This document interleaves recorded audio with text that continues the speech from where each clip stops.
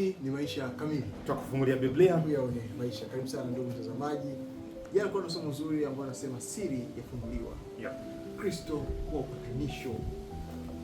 Yaani sisi mimi kuyaishia maisha ya mwingine na mwingine kuyaishia maisha yangu. Alivyomdhihirisha Mungu namna gani ambavyo anatutanguliza. Ametutanguliza sisi kabla ya interest zake yeye mwenyewe. Leo siku ya Alhamisi tunaangalia uwezo wa Injili. Basi kabla kwanza tupate ombi. Mungu wetu wa mbinguni, tunakushukuru sana kwa neema kubwa. Asante kwa uweza ambao unatuonyesha. Lakini leo tunataka tuone uwezo wako kupitia Injili. Tufunulie siri hizi kama ambavyo umetufunulia jana, na leo pia tena tunatuonyesha uwezo wako tukauone katika maisha yetu. Ni katika jina la Yesu Kristo tunaomba na kuamini. Amina. Amina. Siri, uwezo wa Injili. Uwezo wa siri. Uwezo wa siri. Injili ni siri. Injili ni siri. Inafunuliwa hiyo. Kristo ni siri. Uwezo ni siri. Watu wanasema information is power. Sasa twende, Paulo anazungumzaje habari hizi katika anazungumziaje habari ya uwezo wa Mungu katika kutimiliza. Wakolosai 1:28 na 29. Wakolosai 1:29.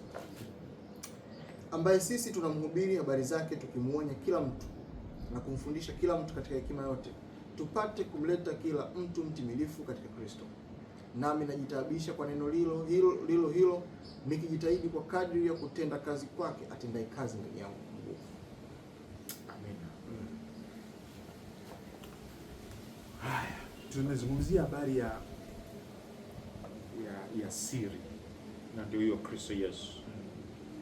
Sasa anasema ninajitaabisha. Ameshazungumza, niko ninateseka. Yaani huu wakili huu wa Injili huu, kufichua siri hii, kuelezea siri hii, anasema lengo ni kwamba kila mtu, amezungumza habari ya kila mtu hapo, kila mtu ambaye sisi tunahubiri habari zake tukimuonya kila mtu na kumfundisha kila mtu katika hekima yote, tupate kumleta kila mtu mtimilifu katika Kristo. Kila mtu ni zaidi ya kusema enosi au anod. Hapa anazungumza kila mtu, inamaanisha kila Myahudi, kila mataifa.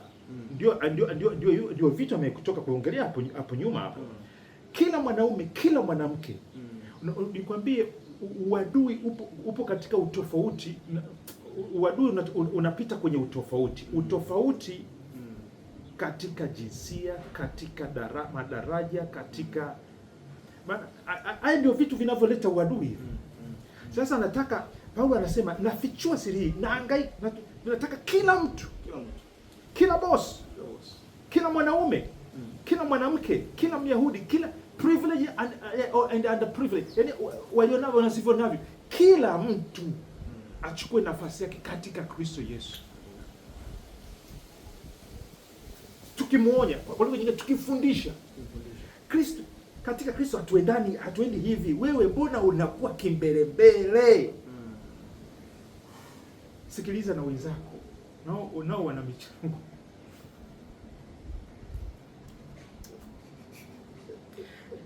Mpokeeni basi katika ukijitabisha katika neno hilo. 29. Nami najitabisha katika neno hilo nikijitahidi kwa kadri ya kutenda kazi kwake atendaye kazi ndani yangu kwa nguvu. Sasa huu mmoja, hii siri kutembea nayo, kufundisha unahitaji uwezo, kutembea nayo nao unahitaji uwezo. Huo uwezo ndani ya Paulo unatenda kazi. Kuna mahali fulani katika Warumi sura ya 1 anasema sionei haya Injili, maana ni uwezo wa Mungu uletao wokovu kwa Wayahudi na wasio Wayahudi. Yaani ule uwezo unavyotenda kazi ndani yake unaondoa aibu. Ukiona unaionea aibu siri hii kuifichua, nasema ningemwambia ukweli lakini naona aibu au naogopa, uwezo wako ni mdogo. Ukisema naweza nikatembea katika njia hii lakini naogopa gharama, uweza ni mdogo. Sasa uweza uliko ndani ya Paulo Yesu Kristo ni Roho Mtakatifu. Kwa hiyo kadri tunavyomuomba Roho Mtakatifu na kutembea, maana anasema ili kufichua siri hii alisema kaeni kwanza siku 10 ndipo mtaweza kufichua siri hii kwa mataifa wote wakusanyike mbele zangu. Kwa hiyo walikaa siku 10, walijazwa Roho Mtakatifu, uweze ukawa nafanya kazi ndani yao kufundisha kanisa. Naomba nikwambie, unaweza ukafundisha mafundisho mengine, lakini fundisho la Injili ni gumu sana. Bila Roho Mtakatifu uwezi, utaacha. Mapokeo ni rahisi sana kufundisha. Yaani mapokeo na ushabiki, hivyo vitu vizuri sana, lakini kufichua siri hii mpaka kumwonya kila mtu. Unajua, unaweza kufundisha watu fulani tu, yaani wachungaji waelewe na washiriki waelewe, wanaume waelewe, wanawake nao waelewe, watoto waelewe, wa mataifa waelewe, wa ndani na wa nje wote waelewe, bila kupendelea. Yaani msumeno unapiga wote na wote kuwafanya wao wakamilifu. Na ukamilifu ukoje hapa? Ukamilifu ukoje? Ukamilifu ni kufanya wote wawe kamilifu, wawe kitu kimoja, wawe wajitosheleze katika Kristo Yesu. Kristo anaunganisha pekee. Kwa hiyo mwanaume asipounganika na mwanamke, yeye ni pungufu. Asipounganishwa na Mungu. Myahudi asipounganishwa na mataifa katika Kristo Yesu, yeye ni pungufu. Utajiri wa utukufu wa Mungu unaonekana katika umoja wa kushirikiana, wa kunyenyekea katika Kristo Yesu, wa kushirikiana mema ya Mungu. Hela, maana hayo mema tunaweza kwenda kote huko. Hela, nguvu, ushauri, hekima, yaani vyote ulivyopewa viwe vya manufaa ya kutengeneza umoja wa kanisa. Umoja kila mtu kwa uwezo uliopo ndani yao. Sasa wewe utakuja hapa Maisha Kamili hapa, unakuja kutaka kufichua hizi siri, hujaomba. Hapana. Unaweza wewe kufichua hizi siri? Tunasema bwana anatuchosha bure bando langu.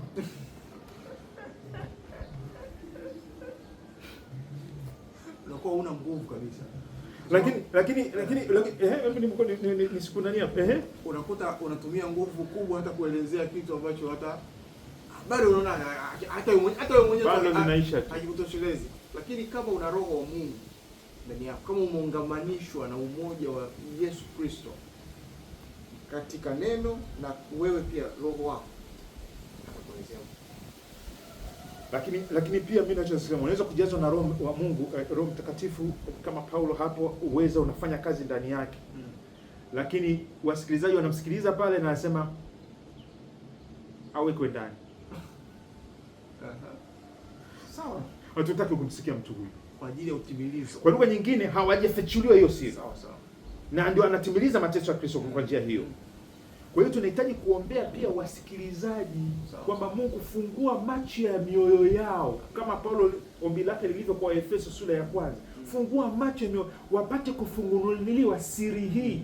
Kwa hiyo uweza wa Mungu ndani yangu napotoa siri hii, uweza wa Mungu kwa msikilizaji, ili weje awe mkamilifu, wawe kitu kimoja. Alafu unakumbuka lile fungu linalosema kila andiko la Mungu lafaa kwa mafundisho, kwa kuonya, kwa kuadibisha, mpaka kumleta mtu wa Mungu awe kamili. Kwa hiyo kumbe ukamilifu bado inakuja, ni hii lugha ya ukamilifu katika Kristo Yesu. Sawa. Kwa hiyo wewe unaweza kusoma maandiko matakatifu, umejifungia chumbani, hujaoa, hutaki kwenda kanisani, hutaki kuja kuchangamana na jamii, huwezi kukamilika. Ni lazima uunganike na kanisa, uweze kuwa wa faida kwa wengine pia. Ndio ukamilifu wenyewe. Basi Yesu Kristo ni Bwana. Yesu Kristo ni Bwana. Na uweza wake tunauhitaji sana kwa ajili ya injili hii. Amen. Rafiki yangu, tuombe. Baba yetu wa mbinguni, tunakushukuru kwa ajili ya neno hili. Uweza huu wa injili. Roho wako anayetufunulia, anayetupa kufunua pia. Mwaga Roho wako tena. Haya mambo yazidi kueleweka, kufahamika, yakazidi kuwa ya thamani kama lulu iliyovumbuliwa, na tukaitunze umoja huu katika Kristo Yesu. ni katika jina la Yesu. Mbariki mtoto wako ambaye anahitaji siri hii, na inawezekana kabisa Baba yuko ndani ya kanisa, lakini kanisa lenyewe halijatambua siri hii na anatamani siri hii ifunuliwe. Katimize Baba jambo hili katika wahudumu wetu, katika wachungaji wetu, katika wasikilizaji wetu, ili kanisa lako likafurike na utajiri wa utukufu wako kwa wanaume na wanawake walioungana kwa ajili ya kudhihirisha ulimwenguni, kwa jina la Yesu Kristo, amina. Amina. Asante sana ndugu mtazamaji kwa pamoja nami muda mpaka huu. Leo tumeishia somo la Alhamisi, uwezo wa Injili. Kesho siku ya Ijumaa tunaenda kutoa hitimisho, lakini pia kwenda kujibu maswali. Amina. Alo Dubinza, Enos Makalindile. Hapa ni Temboni, Dar es Salaam. Karibu sana. Amina.